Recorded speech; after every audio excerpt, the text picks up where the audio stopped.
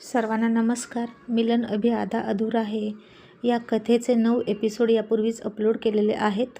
कृपया ते सगळे एपिसोड ऐकण्यासाठी आपल्या चॅनलला भेट द्यावी.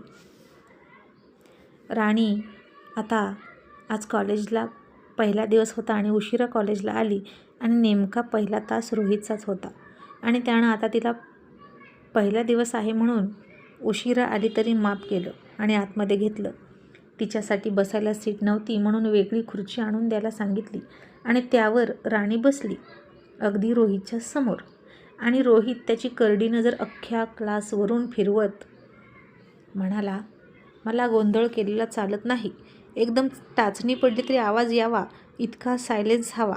आणि त्याच वेळी आता पावसात भिजलेली राणी शिंकली आणि तिची वह्या आणि पुस्तकं धडाधडा खाली पडली आणि आवाज आला. तसं बाकीच्या मुलांमध्ये खसखस पिकली. कारण आता कसलाच आवाज नको असं रोहित म्हणाला आणि आवाज झाला आणि या विरोधाभासाला ती मुलं हसली.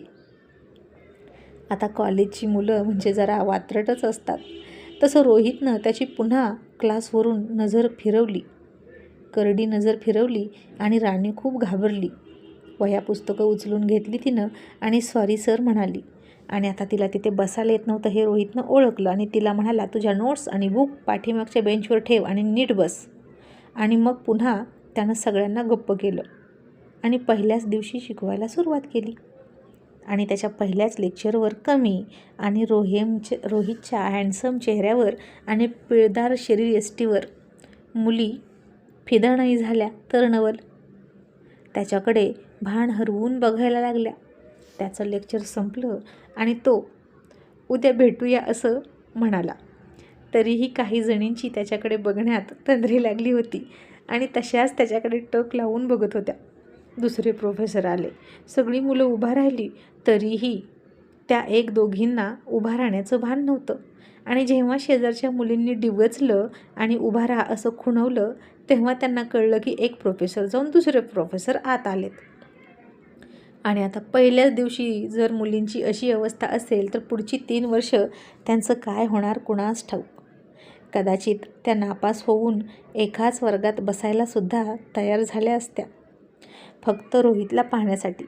मग आता पहिला दिवस कॉलेजचा संपला आणि आता राणीसुद्धा पहिल्या दिवसापासून अभ्यासाला लागली. कारण रोहितने पहिल्या दिवसापासून अभ्यास दिला होता आणि दुसऱ्या दिवशी त्याचं पहिलं लेक्चर असतं आणि तो अभ्यास बघतोच हे त्यानं सांगितलं. आणि राणीचा रोज अभ्यास कंप्लीट असायचा. तिचं अक्षरही सुंदर होतं, अगदी मोत्यासारखं.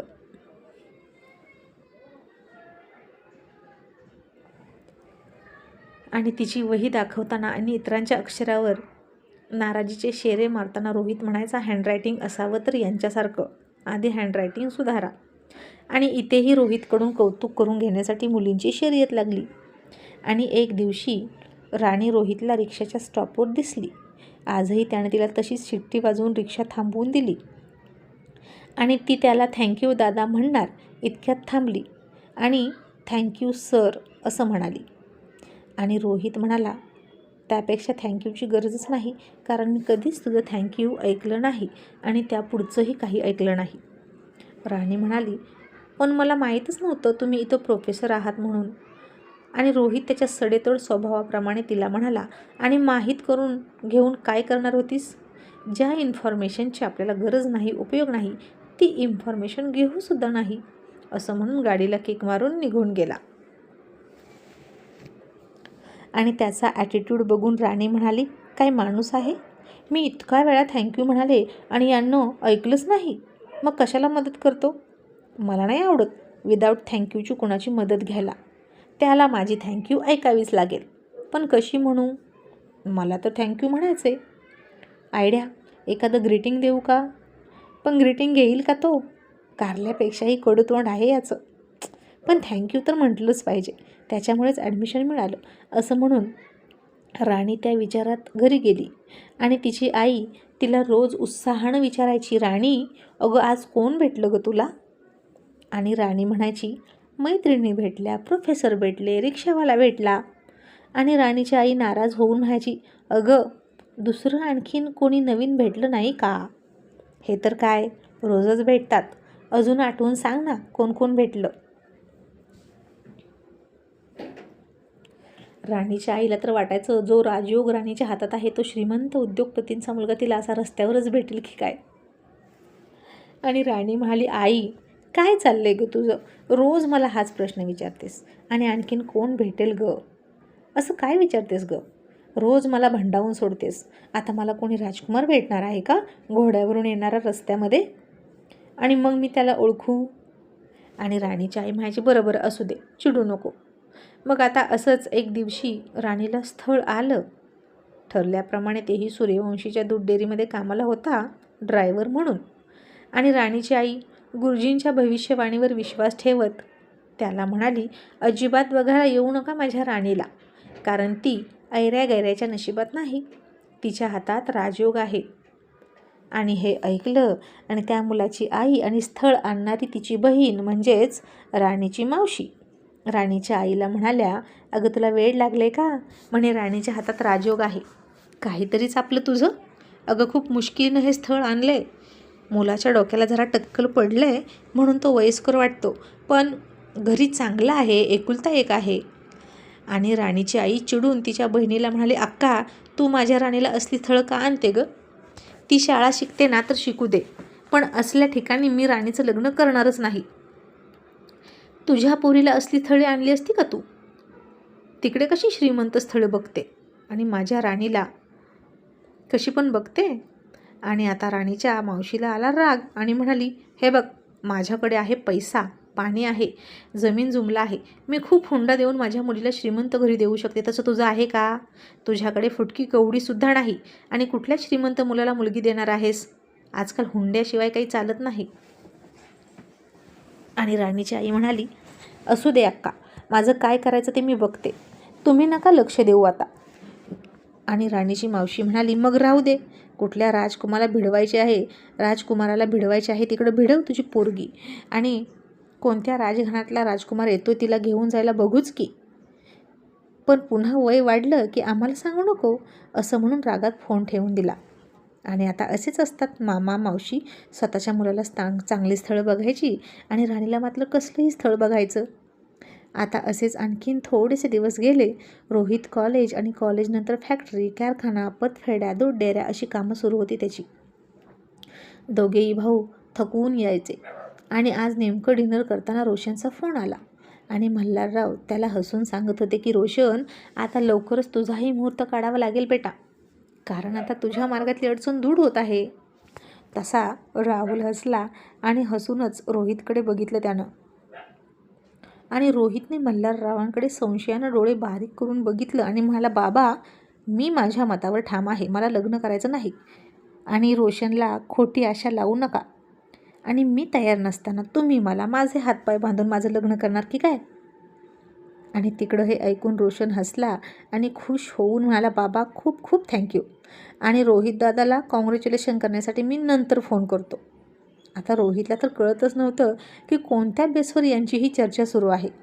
ना त्याचं कुठं ठरलं होतं ना काय, ना तो तयार होता लग्नाला. आणि इतकी सगळी तयारी कशासाठी? फुकटचे खुश होतात, अशानं त्यांनाच दुःख होणार आहे. मला काय करायचं? मी माझा डिसिजन बदलणार नाही, नो नेवर, असं म्हणून तो बेफिकीर राहिला. मग जानकीला मात्र पूर्ण खात्री होती की गुरुजींची वाणी खरीच ठरणार. मग सगळ्यांनी डिनर केला आणि आता रोहित झोपायला निघाला. राहुल अजूनही हॉलमध्येच बसला होता. आणि रोहित त्याला म्हणला, दादा आता झोप ना, आता तर कोणतंच कामही पेंडिंग नाही, मग कशाला जागतोस? जरा झोप घे, आराम कर. आणि राहुल थोडासा निराश झाला आणि म्हणाला, ओके, आणि तिथेच सोफ्यावर झोपला. रोहित म्हणाला, दादा अरे असं काय करतोस? इथे सोफ्यावर कशाला झोपतोस? तुझ्या बेडरूममध्ये जा. राहुल म्हणाला, बेडरूममध्ये जाऊन काय करू रोहित? तिथेही नशिबात सोफाच होता आणि इथेही सोफाच. आणि आता त्या बेडवर तिला बघण्याची सवय झाली रे, मला मात्र सोफाच आवडायला लागला. असं म्हणून तो कसा तरीच हसला आणि रोहितला फार फार वाईट वाटलं. आणि सपनाचा खूप राग येत होता. नीच मुलगी, तिला काय मिळते माझ्या दादाला त्रास देऊन कुणास ठाऊक, असं त्याला वाटायचं. मी तरी तिचं काहीच ऐकणार नाही. रोहित आता त्याच्या रूममध्ये गेला. जानकीनं हे सगळं बघितलं. तिलासुद्धा फार वाईट वाटत होतं राहुलकडे बघून. आणि आता मलाच काहीतरी करावं लागेल असं ती म्हणाली. आणि तिनं दुसऱ्या दिवशी सपनाच्या आईला फोन केला आणि विचारलं की आता सपनाची तब्येत कशी आहे. सपनाच्या आईला आता काय बोलावं ते सुचेना आणि तिनं सपनाकडेच फोन दिला आणि म्हणाली तिच्याशी बोला. सपना आता खोटं बोलत गोड बोलत म्हणाली, आई खरंच माझी तब्येत ठीक नाही, तुम्ही राहुलला विचारा, त्यांनी रिपोर्ट बघितले आहेत आणि तुम्ही त्यांच्याशी बोलून बघा ते काय सांगतील. आणि सपनानं फोन ठेवला आणि लगेच राहुलला फोन केला आणि गोड बोलत म्हणाली, Rahul I miss you and I love you, तुम्ही मला घ्यायला येताय ना. राहुल थोडा खुश झाला आणि म्हणाला, सपना पण तुझी तब्येत कशी आहे. सपना म्हणाली, राहुल तशीच आहे, मला वाटतं की आता आपण एखाद्या मोठ्या डॉक्टरांना दाखवूया, पण आईचा फोन आला होता आणि त्यांना घाई झाली आहे मला तिकडं घेऊन जायची. मला माहीत आहे तुमचं एकटेपण त्यांना बघू वाटत नाही, दुसरा कोणताही आजार असता तर मी येऊ शकले असते रोहित तिकडे, पण अशा अवस्थेत बेडशीट खराब व्हायला लागल्या तर मला किती वाईट वाटेल आणि किती खराब वाटेल तुम्हीच सांगा. असं म्हणून ती रडायला लागली आणि राहुल म्हणाला, सपना तू रडू नकोस, मी आईशी बोलतो, ती तुला इकडे यायला फोर्स करणार नाही. आणि त्यानं कामाच्या गडबडीत होता म्हणून फोन ठेवला आणि संध्याकाळी जानकीनं पुन्हा विषय काढला सपनाला आणायचा. आणि राहुल म्हणाला, आई अगं खरंच तिची तब्येत ठीक नाही, तिला इथे येऊन ते सगळं झाल्यावर सगळं वाईट वाटेल, तिची हालत बघितली आहे मी आई. रोहितलासुद्धा आता ते खोटंच वाटलं, जानकीलासुद्धा ते सगळं खोटंच वाटलं आणि सपनाचं खरं रूप राहुलला सांगू शकत नव्हते म्हणून दोघांनाही वाईट वाटत होतं. बिचारा राहुल खूप कोसळला असता तिचं खरं रूप बघून. सख्ख्या भावावर त्याच्या बायको जाळं टाकते म्हणजे काय. सपनानं आता लगेच रोहितला फोन केला आणि पुन्हा विचारलं की तुझा निर्णय काय ठरला, तुला तुझ्या भावाचं सुख बघू वाटत नाही का. रोहित किती सेल्फिश आहेस रे तू. रोहित आता एका बाजूला गेला आणि म्हणाला, सेल्फिश मी नाही, सेल्फिश तू आहेस, तुझ्या इतकी नालायक मुलगी मी कुठंच बघितली नाही. सपना म्हणाली, रोहित मी काय मागितलं रे तुझ्याकडे, फक्त एक रात्र, आणि प्रॉमिस केलंय ना त्यानंतर मी राहुलची होईन. रोहित म्हणाला, अगं पण मला नकोयस तू, आता मला तुझ्या नावाची सुद्धा चीड येते, कशाला माझ्या नादी लागतेस. मी आता दादाशी सुद्धा बोलतो आणि तुला घटस्फोटच द्यायला लावतो. असं म्हणून त्यानं फोन ठेवला आणि सपनानं सुद्धा चिडून फोन ठेवला. पण तिला माहीत होतं की रोहित असं काहीच करणार नाही. आणि आता हे सपनाच्या आईनं ऐकलं आणि तिला तर फारच मोठा धक्का बसला. आणि सपनाच्या आईनं सपनाच्या खाडकन कानाखाली लावली आणि म्हणाली, मूर्ख कुठली, तुझे इरादे काय आहेत हे कळलं आहे मला, सोन्यासारखा नवरा सोडून दिरावर जाळं टाकतेस का. अगं तुझ्या सासरच्या मंडळींना कळलं तर तोंडात शेण घालतील. आता सपनाचे बाबा आणि तिचा भाऊसुद्धा तिला खूप बोलले. तिचा भाऊ म्हणाला, ताई माझं लग्न करायचं आहे आणि तू जर अशीच इथे माहेरात पडून राहिलीस तर माझं लग्न होणारच नाही, तू तुझ्या सासरी जा. तरीही मूर्ख सपना म्हणाली, मी जाणारच नाही, मी इथेच राहणार, माझ्या रूममध्ये ही माझी रूम आहे आणि बघूच मला इथून कोण हलवतं. लग्नाच्या आधीसुद्धा आणि आत्तासुद्धा मी जशी राहते तशीच राहणार. आणि तिचं काय करावं हे तिच्या आईला कळेना. मग आज राणी पुन्हा पेपर टाकायला जायची आणि तिच्या मावशीच्या मुलीचं लग्न ठरलं आणि मावशीनं तिच्या मुलीचं लग्न एकदम श्रीमंत घरात केलं होतं, मोठा हुंडा देऊन. राणीच्या आईला जाण्याची इच्छाच नव्हती, पण आता काय करता, शेवटी बहिणीचं नातं पडतं आणि जावं लागलं. राणीनं हिरव्या बांगड्या घातल्या होत्या, मेहंदी लावली होती आणि बहिणीच्या लग्नात तिने थोडा एन्जॉय केला. दुसऱ्या दिवशी कॉलेज होतं आणि पुन्हा ती उशीर होणार म्हणून धापा टाकत क्लासरूमच्या दरवाजात आली आणि आत शिरणार इतक्यात रोहित आतमध्ये दिसला. राणी धापा टाकत दरवाजात थांबली आणि मनात म्हणाली, हा माणूस 1 मिनिटही का लेट करत नाही क्लासरूममध्ये यायला, नेहमी हीच कंडिशन असते.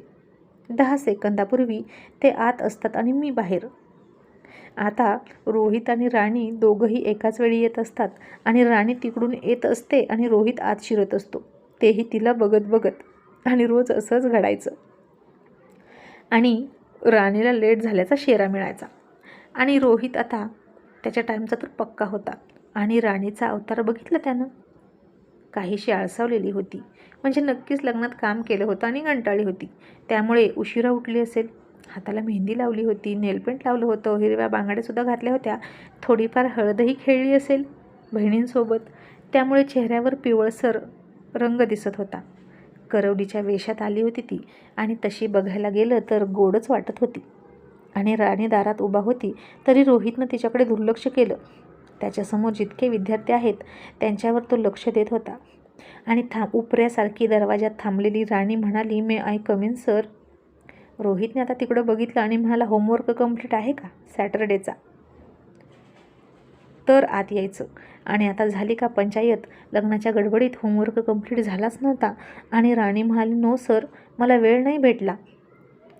रोहित म्हणाला, मग त्या वेळात तुम्ही काय करत होता हे मला जाणून घ्यायची गरज नाही. एकंदरीत तुमच्या अवतारावरून कळते की तुम्ही लग्न एन्जॉय करायला गेला होतास. आणि आता आत येऊ का म्हणून पुन्हा विचारूच नको, तिथूनच मागे फिर. राणी आता गयावया करत म्हणाली, सर माझं लेक्चर बुडेल, मला तुमचं लेक्चर मिस नाही करायचं, मी नंतर होमवर्क कंप्लीट करते ना. आणि रोहित म्हणाला, मग नंतरच क्लासरूममध्ये पाऊल ठेवायचं, आत्ता नाही. आणि आणखीन एक संधी देतोय, जर यायचंच असेल तर माझा पिरियड संपायच्या आत होमवर्क कंप्लीट कर आणि ये. आणि राणी आता तशीच मागे फिरली, कारण त्याच्याशी बोलण्यात काहीच पॉईंट नव्हता, कारण तो ऐकणारच नव्हता. आणि तिने भरभर रोहीच्या सब्जेक्टचा होमवर्क कंप्लीट करायला सुरुवात केली. आणि 20 मिनिटांनी लगेच आली. पुन्हा त्याला डिस्टर्ब करत म्हणाली, सर होमवर्क कंप्लीट आहे, मी आत येऊ का? रोहितनं तिच्याकडे चकित होऊन बघितलं आणि तिच्या चिकाटीची दाद दिली मनातल्या मनात आणि म्हणाला, ये आत ये. त्यानं तिची वही बघितली आणि तिला बसू दिलं. मग रोहितचा क्लास सुटला. आणखीन 1-2 क्लास करून तो निघून गेला त्याच्या कामाला. राणी आता आजचा होमवर्क इथेच कंप्लीट करत होती. आणि एक मुलगा आला राणीच्याच क्लासमधला, तोही खूप हुशार होता. आणि राणीला म्हणाला, मी तुझी हेल्प करू का? आणि काय गं, रोज तुला लेट होतं थोडा तरी, तू फक्त 10 ते 15 सेकंद लेट असतेस सरांपेक्षा आणि रोज बोलणं खावे लागतात, मग तेवढं लवकर येत जा ना. आणि राणी आता तिच्याच होमवर्क करण्यात बिझी होती आणि म्हणाली, मी काही मुद्दाम नाही करत, तेवढाच लेट होतो माझ्याकडून, तरीही मी तो 20-25 सेकंदाचा गॅप भरून काढण्याचा प्रयत्न करते, पण मी काय करू, मी लवकर आले तर रिक्षा भेटत नाही मला. आणि तो मुलगा म्हणाला, तू कुठून येतेस? राणीनं तिचं राहण्याचं ठिकाण सांगितलं आणि तो मुलगा म्हणाला, मी सुद्धा तिकडूनच येतो, मी तुला लिफ्ट देऊ शकतो. राणी आता हरकून गेली आणि म्हणाली, खरंच? तसं झालं तर खूप बरं होईल, मी तुला ना अर्ध्या पेट्रोलचे पैसे देईन. आणि तो मुलगा म्हणाला, ओके. मग राणी त्या मुलाच्या गाडीवर यायला लागली. आता मात्र राणी वेळेवर यायची आणि आल्या आल्याच क्लासमध्ये रोहितला ती दिसायची आणि ती टाईम पाळायला शिकली असं त्याला वाटलं. एक दिवशी राणी त्या मुलाला घरीच घेऊन गेली आणि तिच्या आईला नाही आवडलं राणीची मैत्री त्या मुलासोबतची. राणीचं लग्न आता खरंच श्रीमंत व्यक्तीसोबत होणार आहे आणि तिने आता कोणत्याही मुलाच्या फंदात पडू नये असं राणीच्या आईला वाटायचं. आणि आता कदाचित तो मुलगा राणीला पसंत करायला लागला होता आणि राणीलासुद्धा तो थोडा थोडा आवडत होता. दोघेही हुशार होते, स्वभावाने तो चांगला होता. गाडीवर रोज दोघे यायचे जायचे, पण अजिबात एकमेकांना तो टच होऊ देत नव्हता. राणीसुद्धा सावरून बसायची दोघांमध्ये गॅप ठेवून. आणि राणीची आई राणीला म्हणाली, राणी अगं कशाला त्या मुलाच्या गाडीवर बसतेस, लोक काय म्हणतील? राणी म्हणाली, आई त्याचं नाव मनोज आहे आणि लोक काय म्हणतील ना, त्यापेक्षा आमचे प्रोफेसर आहेत ना, ते किती ओरडतात ते बघ. खरं तर त्यांच्यासाठीच मला हे सगळं करावं लागतंय. मग आता असेच आणखीन थोडे दिवस गेले. आणखीन 2 महिन्यांची मुदत संपायला फक्त 10-12 दिवस राहिले होते. जानकी आणि राणीची आई दोघीही थोड्या काळजीतच होत्या आणि गुरुजी म्हणाले ती भविष्यवाणी कधी खरी ठरणार असं त्यांना वाटायला लागलं. आणि एक दिवस कॉलेज सुटल्यानंतर कॅन्टीनमध्ये राणी आणि मनोज थोडेसे थांबले. बाहेर कुठेही थांबून बोलण्यापेक्षा इथंच बोलावं असं त्याला वाटलं, कारण बाहेर कुणी बघितलं तर चुकीचा अर्थ घेतात ना. आणि मनोज खरंच चांगला मुलगा होता असा जो विचार करत होता. मग आता रोहितही तिथून निघालाच होता आणि तो मुलगा मनोज राणीला म्हणाला, राणी खरं सांगू, तुझा स्वभाव मला आवडतो आणि तूही आवडतेस, पण मी आत्ताच तुला काही बोलणारच नाही. तूही मला बघ, माझा स्वभाव बघ आणि आपण जेव्हा स्वतःच्या पायावर उभा राहू ना, तेव्हा काय तो निर्णय घेऊ. आता सध्या तू फक्त माझी पसंत आहेस असं समज. मलाही वाटतं की तू खूप शिकावं, तू खूप हुशार आहेस आणि राणीला आता त्याचं बोलणं खूप आवडलं आणि कुठेतरी मनात राणीसुद्धा त्याला पसंत करायला लागली. आणि हे ऐकलं रोहितनं.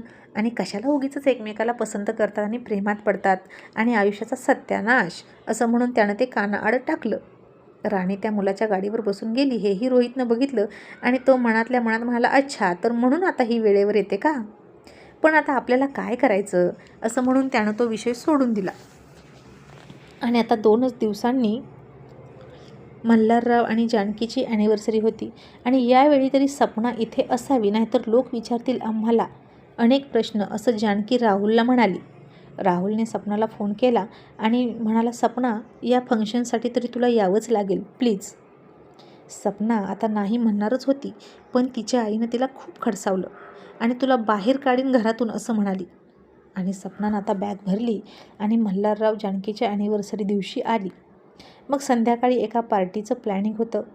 आज सपना गोल्डन रंगाची चकचकीत साडी घालून तयार झाली होती आणि खरंच स्वप्नातल्या परीसारखी सुंदर दिसत होती. आता ती तयार होत होती आणि राहुलनं तिला बघितलं आणि पुन्हा पाठीमागून तिला मिठी मारली.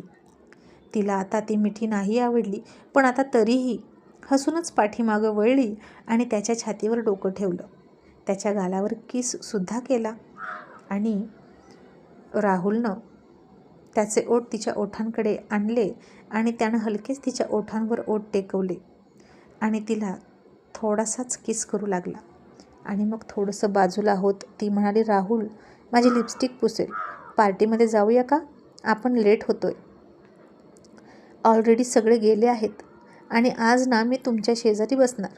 आणि हे ऐकून राहुलला खूप बरं वाटलं.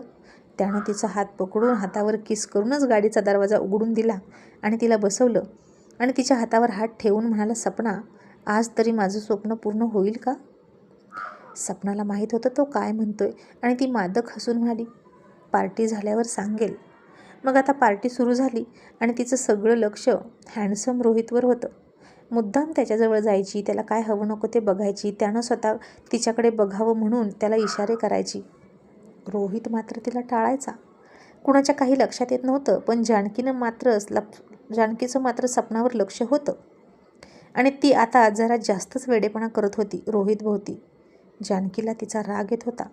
रोहित आता तिला टाळण्यासाठी पार्टीतून थोडा बाजूला निघाला आणि सपनाला वाटलं, बरं झालं, आता त्याला एकट्याला बोलता येईल म्हणून ती त्याच्या मागे निघाली गुपचूप. तसा राहुलनं रोहितच्या मागे जाणाऱ्या सपनाचा हात पकडला आणि तिला म्हणाला, कुठे निघालीस? आणि ती घाबरली आणि म्हणाली, कुठेच नाही, इथेच आहे. आणि रोहित म्हणाला, चल ना, डान्स करू, असं म्हणून ते दोघे एकमेकांसोबत डान्स करायला लागले.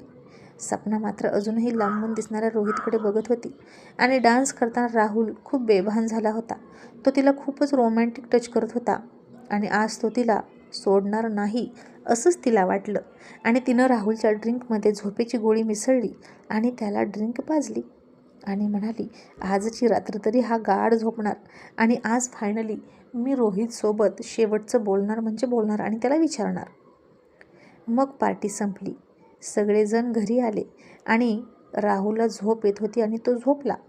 सपनाला मात्र झोप येत नव्हती आणि आता पाठीमागून येणाऱ्या रोहितला तिने गार्डनमध्येच गाठलं आणि म्हणाली, रोहित, तुझा निर्णय काय आहे मला सांग. आणि आज मी कशी दिसते हे तू मला नाही सांगितलं रोहित. मी तुझ्यासाठी स्पेशल ही गोल्डन साडी घातली होती.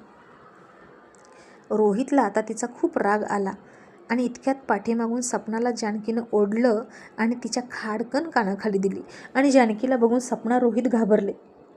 जानकी सपनाला म्हणाली, लाज वाटते तुला असं बोलायला? लहान धीर आहे तो तुझा. मोठी वहिनी आई समान असते आणि माझा मुलगा तुला आईचा दर्जा देतोय आणि तू त्याच्याकडून ही घाणेरडी अपेक्षा ठेवतेस आणि माझ्या मोठ्या मुलाला स्वतःच्या नवऱ्याला फसवतेस. आणि आता तुझे अब्रूचे धिंडवडे का काढू नये ते सांग आणि मग तुला कळेल सूर्यवंशींना फसवण्याची किंमत. पण आम्ही आमच्या इज्जतीला जपतो, नाहीतर आताही तुला धक्के मारून बाहेर काढायला वेळ नाही लागणार मला. आणि आता सपना थरथर कापायला लागली. आई, मी नाही असं म्हणणार इतक्यात जानकीने तिच्या आणखीन एक कानाखाली दिली आणि म्हणाली, मला सगळं कळलंय आणि मी तुझ्यावर खूप दिवसांपासून लक्ष ठेवून आहे आणि आता इथेच थांबायचं. मला तुम्हा दोघांशीही बोलायचं आहे. असं म्हणून जानकीनं आता रोहितच्या सुद्धा कानाखाली दिली आणि रोहित चकित होऊन म्हणाला, आई मी काय केलं? जानकी डोळ्यात अश्रू आणून म्हणाली, ही कानाखाली तुला यासाठी दिली की तू लग्नाला तयार नाहीस आणि केवळ म्हणून ही मुलगी तुझ्या भावाला वेठीस पकडून तुझ्या मागे लागली. एक अपेक्षा आहे आईबापाची तुम्हा मुलांकडून की तुमचे संसार सुखाचे झालेले बघायचे आहेत. एक मुलगा आईवडिलांच्या सुखासाठी त्याग करायला निघतो आणि दुसरा आईवडिलांच्या सुखाला वेठीस धरतो. रोहित या दिवसासाठी तुला जन्माला घातला नव्हता.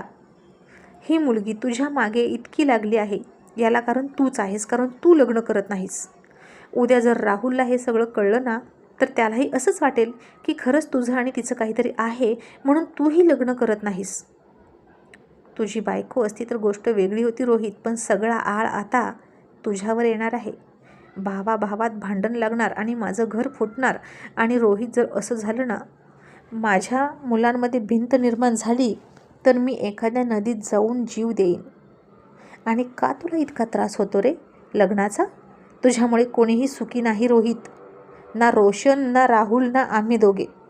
तू आमच्यावर प्रेमच करत नाहीस. रोहित म्हणाला, आई असं काय बोलतेस? मी तुमच्यावर खूप प्रेम करतो.